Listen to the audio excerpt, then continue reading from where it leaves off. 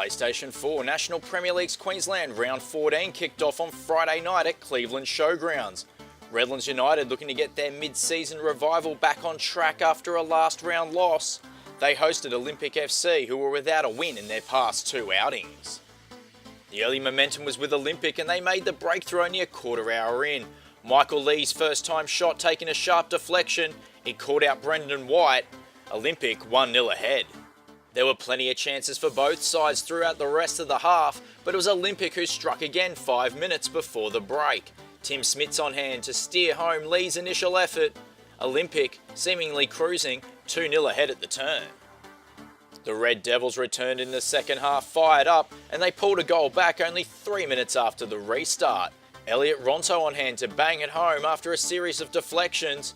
Redlands back in the hunt, the score now 2-1. Only 2 minutes later and it was all square. Graham Fife releasing Lyndon Dykes. He delivered a smart finish one-on-one with Acton. Dykes' third goal of the campaign. Score now 2-2. More bad news for Olympic before the hour. Grant Brix's stunning individual run halted prematurely by Mark Fisk. A penalty awarded. Fife lined up from the penalty spot. Acton guessed right, but it was struck too firmly. The Red Devils, now the comeback kids, they were ahead 3-2. But the hosts weren't done yet. Lyndon Dykes cutting back to Igor Say Jose on 66 minutes. He slotted home the finish. Say Jose's fourth goal in the past 6 league games, and Redlands with a 2-goal buffer. Olympic were fighting hard to get back into the contest, but substitute Kostasaros went just an inch too far with this tackle. Shown a straight red, dismissed only 3 minutes after entering the fray. 5 minutes later and the Red Devils made their numerical advantage tell.